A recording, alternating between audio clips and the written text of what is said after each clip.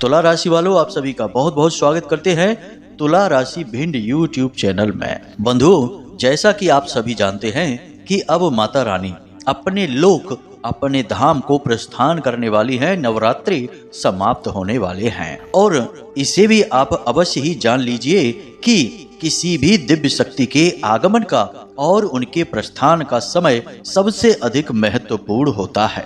तो अब ऐसे में आपको बहुत सावधान रहने की आवश्यकता है।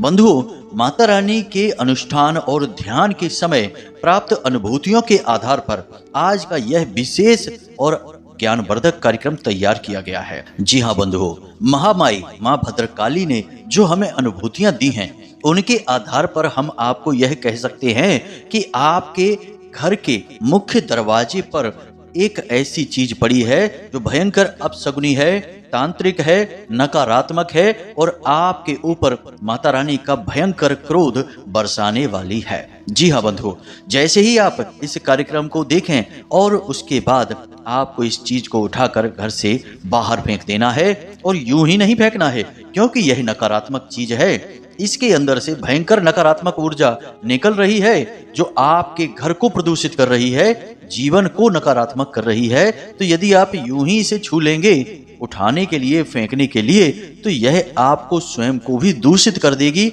आपके जीवन को बर्बाद कर देगी। तो ऐसी नकारात्मक चीजों के साथ क्या करना चाहिए, क्या है वैदिक विधान, क्या है इसकी मिटाने की, समाप्त करने की सही पद्धति, उसके विषय में भी आपको बताएंगे।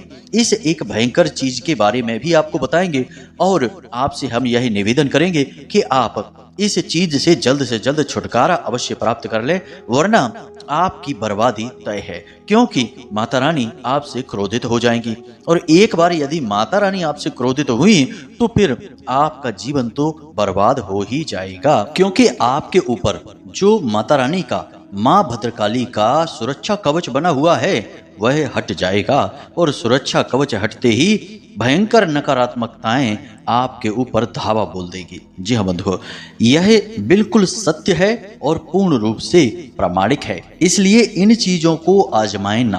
कहने का मतलब यह है कि इन बातों को जो हम आपको बता रहे हैं, इन्हें हल्के में मत लेना, पूर्ण गंभीरता के साथ इन बातों को समझना और जिस चीज के बारे में हम आपको बताने जा रहे हैं उसे अभी इसी वक्त अपने घर के मुख्य दरवाजे से हटा देना। जी हाँ बंधुओं, इसी के साथ साथ हम आपको एक ऐसी सरल लेकिन बहुत ही शक्तिशाली क्रिया के बारे में भी बताएंगे जिससे आपके जीवन में 100% गारंटी के साथ धन वर्षा होगी। यह जो क्रिया है यह इतनी शक्तिशाली है कि यह माता रानी की पूर्ण कृपा और आशीर्वाद आप तक लेकर आएगी और आपके जीवन के हर एक कष्ट को समाप्त कर देगी।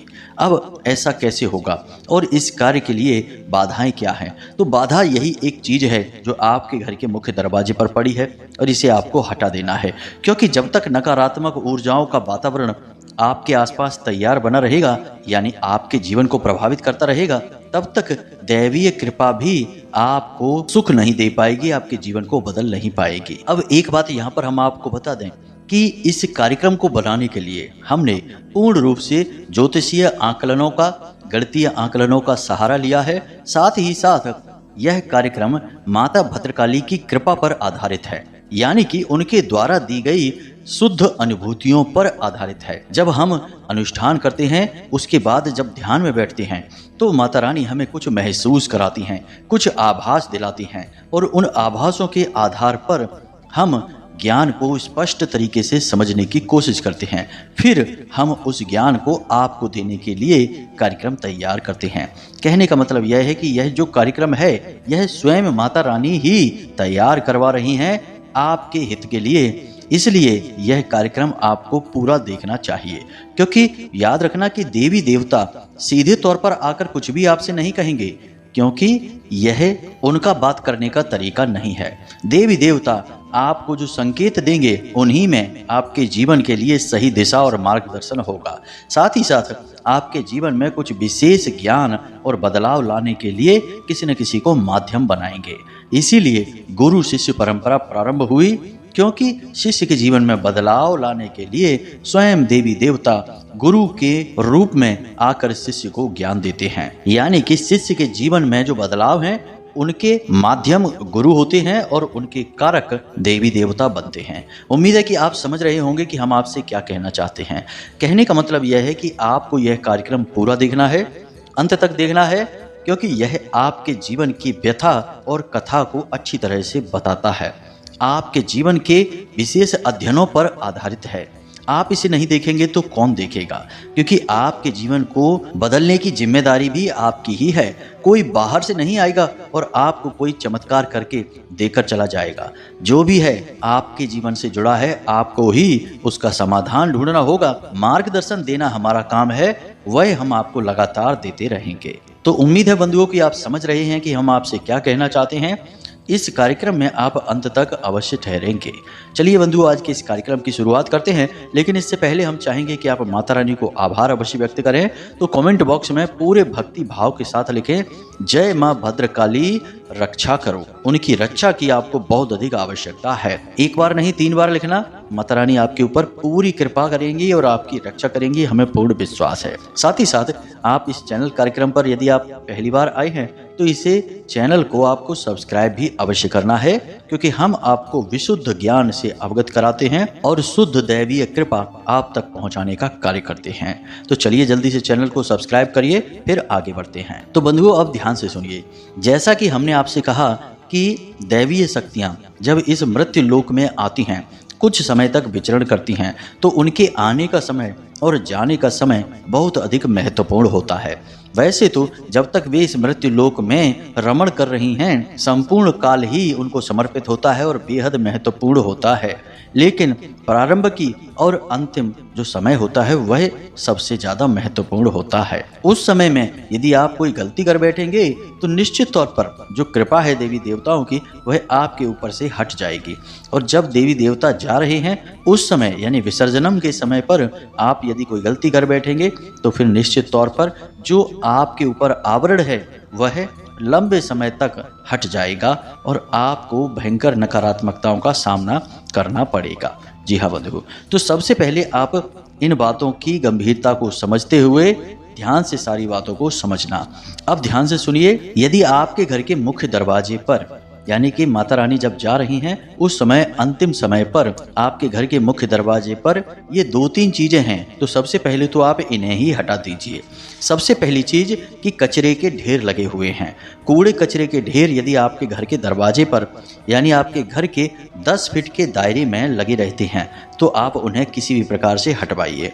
आपके घर का मुख्य दरवाजा साफ सुथरा होना चाहिए। दूसरा कि आपके घर के प्रवेश द्वार के ठीक सामने यानी जब आप अंदर आते हैं तो सामने वाली दीवार पर यदि कोई शीशा लगा हुआ है तो आप उसे तुरंत हटवा दीजिए। जी हाँ बंधुओं, यह भयंकर नकारात्मक होता है और आपके घर में सारी बाहर की नकारात्मक ऊर्जाओं को खींच कर लेकर आएगा। याद रखना कि ज्योतिष में और वास्तु में शीशा को चुंबक की तरह देखा जाता है, इसीलिए इसका प्रतिबिंब उसी दिशा की ओर होना चाहिए जो सकारात्मक दिशा होती है। और मुख्य दरवाजे पर लगा हुआ शीशा भयंकर नकारात्मक माना जाता है, तो पहले तो आप इसे हटवा दीजिए।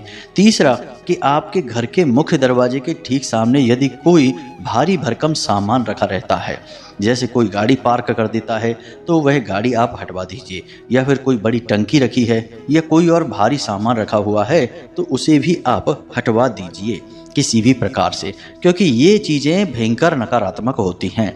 इसी प्रकार जंग लगा कोई सामान आपके घर के मुख्य दरवाजे के सामने पड़ा रहता है, जैसे कोई पुरानी टूटी फूटी मशीनरी है, कबाड़ है, उसे भी आप अवश्य हटवा दीजिए। इसी के साथ साथ बंधुओं, कुछ ऐसी चीजें होती हैं जो किसी अन्य व्यक्ति के घर की नकारात्मक ऊर्जाओं को आपके घर में प्रवेश करवा सकती हैं।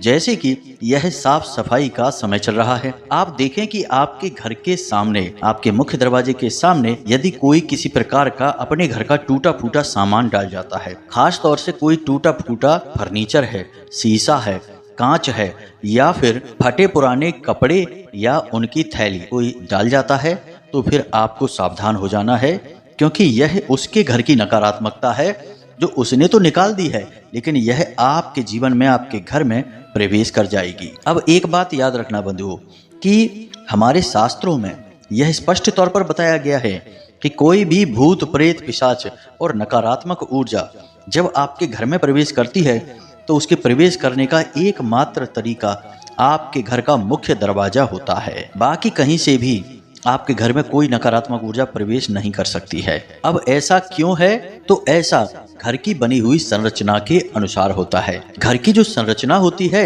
वह इस प्रकार बनी होती है कि बाहर और अंदर जाने के लिए केवल मुख्य दरवाजे का ही प्रयोग किया जाता है, और जिस प्रकार से मुख्य दरवाजे का प्रयोग बाहर और अंदर जाने के लिए आप करते हैं, ठीक उसी प्रकार से ऊर्जाएं भी अंदर और बाहर होती हैं। और याद रखना कि जो नकारात्मक ऊर्जाएं होती हैं वे स्वयं आपके जीवन में और आपके घर में प्रवेश नहीं करेंगी, वे माध्यम बनाकर किसी न किसी के साथ प्रवेश करेंगी। यानी कि या तो आपके ऊपर ही हावी हो जाएंगी या आपके घर के किसी अन्य सदस्य पर हावी हो जाएंगी। किसी न किसी पर हावी होने के बाद वे आपके घर में प्रवेश करेंगी। इसीलिए आपने यह भी देखा होगा कि पुराने जमाने में गांव देहातों में लोग अपने मुख्य दरवाजों का बहुत तगड़ा इंतजाम करके रखते थे। दरवाजों के आसपास हमेशा स्वास्तिक बनाते थे और पंचशूलक अवश्य लगाते थे। दरवाजों पर ओम अवश्य लिखवाया जाता था, जो कि ईश्वर का अक्षरी स्वरूप माना जाता है। इसी के साथ साथ अपने घर के मुख्य दरवाजों पर शेरों की या फिर हाथियों की बड़ी बड़ी मूर्तियां भी रखवाई जाती थी। साथ ही साथ मुख्य दरवाजा जो होता था वह धातु का नहीं होता था। उसकी जो दहलीज होती थी वह पत्थर की या लकड़ियों की बनाई जाती थी। दरवाजे भी, चौखट भी लकड़ियों के ही बनाए जाते थे। ऐसा इसलिए होता था क्योंकि जो लकड़ी है या पत्थर है ये ऊर्जा के कुचालक होते हैं। किसी भी प्रकार की ऊर्जा इनसे पार नहीं जा सकती है। तो इसका प्रभाव भी जीवन में देखा जाता था। लोगों पे चाहे उस समय धन दौलत कम हो, लेकिन उनकी जरूरतें भी कम होती थीं, और कम में भी लोग बड़े ही प्रेम के साथ रहा करते थे, एक दूसरे से भावनात्मक तौर पर जुड़े रहते थे। लेकिन ठीक इसके उलट आज के समय में जब लोगों के पास पैसा भी है, जरूरत का ढेर सारा सामान भी है और सारी सुविधाएं भी हैं, मोबाइल फोन है, गाड़ियां हैं, सब कुछ है, लेकिन तब भी लोगों के मन में चैन नहीं है, सकारात्मक ऊर्जाओं का अभाव है। दो लोग घर में हैं तो वे दो लोग भी एक दूसरे से बात नहीं करना चाहते हैं। इतना आपसी मनमुटाव व मनस्यता बढ़ चुकी है। यह सब इसी की वजह से है क्योंकि नकारात्मक ऊर्जाओं का प्रभाव भी अब सब जगह रहने लगा है, घरों में तो खास तौर से, क्योंकि अब लोग धातुओं के गेट बनवाते हैं, चौखटें भी धातुओं की बनवाते हैं। तो इस वजह से नकारात्मक ऊर्जाएं आसानी से प्रवेश कर जाती हैं, इन्हें भेद जाती हैं। तो यहाँ तक आपको सारी बात समझ में आ रही होगी। अब हमने जो चीज़ें आपको बताई हैं, इन चीज़ों को आपको पहले देखना है अपने घर के दरवाजे पर, और यदि पड़ी मिलें तो इन्हें तुरंत हटा देना है। ये चीज़ें वो चीज़ें हैं जिन्हें आपके घर के मुख्य दरवाजे पर कभी भी होना ही नहीं चाहिए। यदि ये चीज़ें रहेंगी तो आप वैसे ही दुखी रहेंगे। एक बात याद रखना कि आपको ना केवल अपने घर को बल्कि अपने द्वार को यानी अपने दरवाजे को भी निगरानी रखनी है, साफ सुथरा रखना है। पुराने जमाने से ही आप देखते होंगे कि लोग जितना ख्याल अपने घरों की साफ सफाई का रखते थे, उतना ही ख्याल अपने घर के दरवाजों का भी रखते थे। रोशनी की सही व्यवस्थाएं की जाती थी और बहुत सफाई रखी जाती थी, पानी छिड़का जाता था, चौक वगैरह पूरे जाते थे और दीपक भी जलाए जाते थे सुबह शाम। अब धीरे धीरे ये परंपराएं गायब हो गई हैं, जिस वजह से लोगों में व्याकुलताएं भी अब बढ़ती जा रही हैं। खैर, अब हमने जो चीज़ें आपको बताई हैं, जरा इन चीज़ों के बारे में आप विचार करिए। अब हम आपको बताने जा रहे हैं उस एक चीज़ के बारे में जिसको आपको ज़रूर से ज़रूर हर हालत में अपने घर के मुख्य दरवाजे से हटा देना है, क्योंकि यदि आपने उसे नहीं हटाया तो माता रानी जाते जाते भी आपसे क्रोधित हो जाएंगी और आपको भयंकर श्राप दे जाएंगी। अब श्राप देना क्या होता है? श्राप देना यही होता है कि माता रानी की कृपा आपके ऊपर से हट जाएगी, और वही है माता रानी का श्राप। यूं ही किसी को वैसे देवी शक्तियां श्राप नहीं देती हैं, नाराज अवश्य हो जाती हैं। कोई लोग कहते हैं कि ये आप क्या कह रहे हैं, कभी भगवान भी किसी से नाराज होते हैं?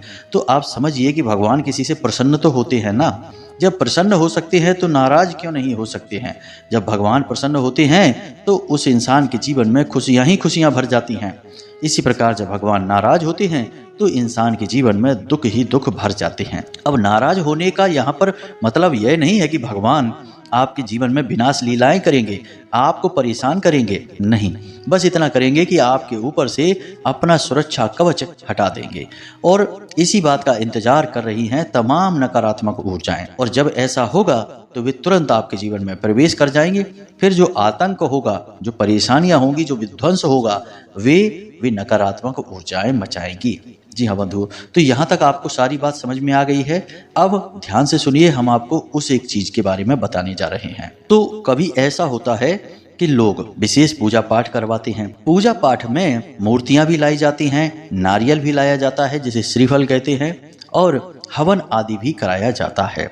अब होता ऐसे में यह है कि कभी कभी लोग मूर्तियां लेकर आते हैं, और जब वे खंडित हो जाती हैं तो उन मूर्तियों को यूं ही कहीं पर फेंक देते हैं, दरवाजों पर फेंक देते हैं या फिर कचड़े में भी फेंक देते हैं। बहुत सारे लोग नहीं फेंकते हैं, लेकिन कभी कभी लोग फेंक भी देते हैं। तो शास्त्रीय विधान यह कहता है कि देवी देवताओं की मूर्ति या तस्वीर भले ही अब खंडित हो चुकी है या आपके उपयोग में नहीं आ रही है, आपने कोई नई मूर्ति ले ली, नई तस्वीर ले ली, बड़ी तस्वीर ले ली, तो इसका मतलब यह नहीं है कि अब वह खराब हो चुकी है, उसे यूं ही फेंक दिया जाए। उनका विसर्जन करना पड़ता है, या तो उन्हें जल विसर्जित करिए या फिर उन्हें किसी पवित्र वृक्ष के नीचे मिट्टी में दबा दीजिए। अब लोग नहीं समझते इन बातों को, तो यूं ही फेंक देते हैं चीज़ों को। कभी घर में इधर उधर रख देंगे और बाद में बच्चे खेलेंगे तो उनको ले जाकर तोड़ फोड़ कर यहाँ वहाँ फेंक देंगे। तो अब आपके घर के मुख्य दरवाजे पर यदि देवी देवता की कोई मूर्ति या फिर कोई तस्वीर टूटी फूटी खंडित हालत में पड़ी हुई है तो आपको देखना है और उसे वहां से हटा देना है। यदि आप ऐसा नहीं करते हैं तो आप दिव्य ऊर्जाओं के कोप के भाजन बन जाएंगे। इसी के साथ साथ जो पूजा पाठ में नारियल चढ़ाए जाते हैं, उन नारियलों को तोड़ने के बाद उनके ऊपर का जो खोल होता है, जटाएं जिन्हें हम कहते हैं, उन्हें भी हवन की अग्नि में जला दिया जाता है, या फिर वे भी निर्माल्य हैं तो उन्हें भी जल विसर्जित करना चाहिए। लेकिन लोग उनका प्रयोग समझते नहीं हैं, इनको प्रयोग करने के बाद बस यूं ही इधर उधर फेंक देते हैं। तो यदि कोई श्रीफल भी आपके घर के मुख्य दरवाजे पर टूटी फूटी हालत में पड़ा हुआ है तो इसे भी आपको हटा देना है। तो इन दो चीज़ों को आपको देखना है, यानी कि किसी के यहाँ कोई विशेष पूजा पाठ हवन आदि हुई और उसमें बचा हुआ कोई निर्माल्य है और उसे यदि कोई किसी पॉलीथीन में, किसी थैले में भरकर आपके दरवाजे पर रख गया है, फेंक गया है, तो उसे आपको तुरंत हटा देना है। इन्हें यदि आप नहीं हटाएंगे तो दैवीय कोप आपके ऊपर आएगा। तो अब आप इन्हें कैसे हटाएंगे, इसके बारे में भी आपको विचार करना है। यदि कोई तस्वीर है देवी देवताओं की, यदि कोई मूर्ति है, श्रीफल है, या फिर कोई हवन आदि की सामग्री है, पुष्प वगैरह हैं, तो आप इन्हें उठाकर एक थैली में भर लीजिए। उसके बाद आप किसी बहते हुए जल में जाकर इन्हें विसर्जित कर दीजिए। तो यदि आप ऐसा कर देते हैं तो इससे आपके जो देवी देवता हैं वे बहुत अधिक प्रसन्न हो जाएंगे और आपको भरपूर आशीर्वाद देंगे, सहयोग देंगे। जी हाँ बंधुओं, क्योंकि आपने उन चीज़ों को व्यवस्थित किया है, और जो भी इंसान व्यवस्थाएं बनाता है ईश्वर उसे बहुत प्रेम करते हैं, यह बात याद रखना। इसी के साथ साथ यदि कोई अपने घर का टूटा फूटा फर्नीचर का कुछ सामान, साफ सफाई का सामान आपके घर के दरवाजे पर फेंक जाता है तो उसे आपको वहां से जरूर हटवा देना है। उसे आप जो मर्जी वैसे फेंक सकते हैं, हटा सकते हैं, उसका कोई विधान नहीं है। चाहे तो आप उन्हें एक जगह इकट्ठा करके आग भी लगा सकते हैं, यानी जलाकर भस्म कर दें। अब आपको यह भी देखना है कि नवरात्रि का जो अंतिम समय होता है उस समय पर तांत्रिक भी बहुत सक्रिय हो जाते हैं। तो किसी प्रकार की छोटी मोटी तांत्रिक क्रिया करके भी आपके जीवन में और घर में नकारात्मकता ला सकते हैं। तो यह विषय सबसे महत्वपूर्ण हो जाता है कि आप यह देखें कि आपके घर के मुख्य दरवाजे पर नवरात्रि के अंतिम दिन या उसके बाद कोई तांत्रिक वस्तु तो नहीं पड़ी है। तांत्रिक वस्तु क्या होती है, इन्हें आप ध्यान से समझिए। किसी जानवर का कोई दांत या कोई हड्डी या फिर कोई नाखून और साथ ही साथ कुछ बाल यदि पड़े हैं, समझ जाइए तांत्रिक है। साथ ही साथ इनके सिंदूर भी अवश्य होगा, यानी कि ये चीजें पूजित की हुई दिखाई देंगी, इनके साथ कोई क्रिया की गई होगी। साथ ही साथ कपड़े की कोई पोटली लाल या काले रंग की पड़ी है तो सावधान हो जाइए। इसी के साथ साथ लाल मिर्ची के बीज भी पड़े दिखाई देते हैं तो सावधान हो जाना। और यदि नींबू जिसमें लौंग लगी हो या वह काटा गया हो और उस पर सिंदूर भी लगाया गया हो, यदि यह भी दिखाई दे तो बहुत ज्यादा सतर्क हो जाना। इसका मतलब यह है कि किसी ने जानबूझकर कोई बड़ा तंत्र आपके घर के मुख्य दरवाजे पर किया हुआ है। एक हमारे जानने वाले हैं, उन्होंने हमको बहुत समय पहले, लगभग 1 साल पुरानी बात हो गई है, उस समय बड़ी डरी हुई हालत में जानकारी दी, यानी हमसे मिले और आकर हमें बताया कि गुरुजी, हमारे घर के मुख्य दरवाजे पर आज सुबह जैसे ही हम बाहर निकले तो हमें एक चौक मिला। यानी चौक पूरा गया था और उसके बीचों बीच कटा हुआ एक नींबू था और लाल कपड़े की एक गुड़िया बनाई गई थी और सिंदूर वगैरह भी वहां पर पड़े हुए थे। कहने का मतलब यह है कि उनके घर के मुख्य दरवाजे पर बहुत ही शक्तिशाली बंधन क्रिया की गई थी। फिर हमने कुछ जरूरी समाधान उन्हें बताए तो उन्हें इन सब चीज़ों से मुक्ति भी प्राप्त हो गई। अब मुक्ति उन्हें इतनी जल्दी इसलिए प्राप्त हुई क्योंकि उन्होंने समय रहते इन क्रियाओं का जवाब दे दिया। बीमारी यदि छोटी होती है तो उसका इलाज भी बड़ी आसानी से हो जाता है, लेकिन यदि रोग पूरी तरह से फैल जाए और उसके बाद आप उसका इलाज करें तो बड़ा मुश्किल हो जाता है। छोटे से छोटा रोग भी फिर बड़ी मुश्किल से ही ठीक हो पाता है। इसलिए ये तंत्र मंत्र भी जो होते हैं ये किसी बीमारी से कम नहीं होते हैं। यदि आपको इनके संकेत शुरुआत में ही मिल जाएं तो तुरंत इनका समाधान कर देना चाहिए। अब तंत्र मंत्र से जुड़ी हुई कोई चीज यदि आपको मिलती है तो उसका क्या समाधान है? बंधुओं, इन चीजों को कभी भी अपने शरीर से ना छुएं, डंडे से भी ना छुएं। कुछ लोग कहते हैं कि डंडे से एक तरफ खिसका देते हैं गुरुजी, कैसा रहेगा?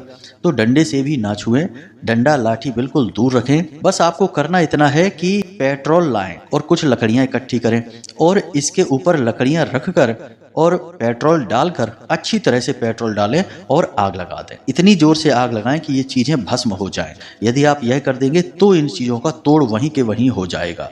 क्योंकि जब कोई तांत्रिक क्रिया की जाती है तो वह तुरंत अपना काम शुरू नहीं करती है। लगभग 24 से 48 घंटों तक वह क्रिया वहीं पर स्थापित रहती है। उसके बाद वह अपने लक्ष्य को भेदती है, यानी अपने लक्ष्य की ओर चल देती है। जिस इंसान के लिए की गई है उसके पास पहुंचेगी और जिस घर के लिए की गई है उस घर में प्रवेश कर जाएगी। तो 24 से 48 घंटों के भीतर यदि उसे अग्नि से भस्म कर दिया जाए तो उसका जो प्रभाव है वह भी समाप्त हो जाता है। तो इन चीजों के बारे में आप बिल्कुल भी लापरवाही मत बरतना। तंत्र मंत्र से जुड़ी और भी बहुत सारी चीजें होती हैं। किसी प्रकार का कागज पर बना हुआ कोई यंत्र हो सकता है जिसे पूजित किया गया हो, किसी भी प्रकार की मटकी हो सकती है, मिट्टी का कोई छोटा मोटा घड़ा हो जिसके अंदर कुछ भरा गया हो, नारियल भी हो सकता है जिसे छेद करके उसके अंदर कुछ भरा गया हो और उस पर सिंदूर वगैरह लगाकर उसका लेपन करके पूजन करके रखा गया हो। यानी कि किसी भी प्रकार की तांत्रिक सामग्री का यदि आपको शक महसूस हो तो उसे आपको एक ही कार्य करना है कि तुरंत उसे भस्म कर देना है। भस्म होते ही उसका प्रभाव भी समाप्त हो जाएगा, वह आपके ऊपर हावी नहीं हो पाएगी। लेकिन यदि 24 और 48 घंटों से ज़्यादा का समय हो गया तो फिर आपको कोई बचा नहीं सकता है, क्योंकि तांत्रिक शक्ति शुरुआत में बहुत अधिक शक्तिशाली प्रभाव डालती है, फिर भले ही बाद में धीमी हो जाए लेकिन शुरुआत बहुत जोरदार होती है।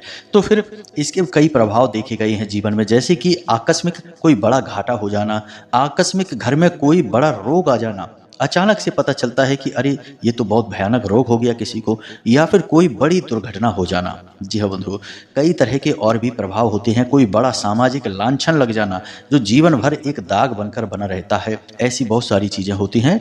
तो इन चीजों से आपको बचना है, सतर्क रहना है। और ये जो समय होते हैं जब नवरात्रि का अंत होता है या प्रारंभ होता है, खास तौर से अंत होता है, वह समय इन कार्यों के लिए बहुत ही खास होता है, विशेष होता है। ऐसे समय पर ही इन कार्यों को किया जाता है। तो ऐसे में आप सतर्क अवश्य रहें। बंधुओं, जो भी जानकारी हमने आपको दी है वह माता रानी के द्वारा दी गई अनुभूतियों पर आधारित है, इसलिए हमने जो चीजें आपको बताई हैं वे निश्चित तौर पर आपके मुख्य दरवाजे पर हैं। उनमें से कुछ न कुछ अवश्य पड़ा हुआ है। आपको बारीकी से जाकर मुआयना करना है और समझना है। लापरवाही बिल्कुल मत दिखाना। इन चीज़ों के बारे में और इस जानकारी के बारे में यदि आपने लापरवाही दिखाई और अनदेखी कर दी तो इसकी सजा तो आपको भुगतनी ही पड़ेगी। तो अब आप अपने मुख्य दरवाजे का आकलन करिए और पता लगाइए और जैसा हमने बताया है उसी प्रकार से इन सामग्रियों का वहीं के वहीं समाधान कर दीजिए, तो आप सुखी रहेंगे, परेशानियां आपको छू भी नहीं पाएंगी और माता रानी की कृपा भी आपके ऊपर बनी रहेगी। सारी बातें हमने आपको विस्तार से बता दी हैं। फिर भी यदि कोई प्रश्न आपके मन में उठे तो आप हमसे कमेंट करके भी पूछ सकते हैं। या फिर व्हाट्सएप नंबर पर मैसेज करके भी पूछ सकते हैं। इसी के साथ साथ आज के इस कार्यक्रम को समाप्त करते हैं। हमेशा हंसते रहिए, मुस्कुराते रहिए, सकारात्मक रहिए और माता रानी पर अपनी आस्था और विश्वास बनाए रखिए। दिन में एक बार मंदिर अवश्य हो आइए, क्योंकि आपका उद्धार तो उन्हीं की कृपा से होना है। मिलते हैं अगले विशेष कार्यक्रम में, तब तक के लिए धन्यवाद। प्रेम से बोलिए जय माई की, जय मां भद्रकाली। माता रानी आपका कल्याण करें। धन्यवाद।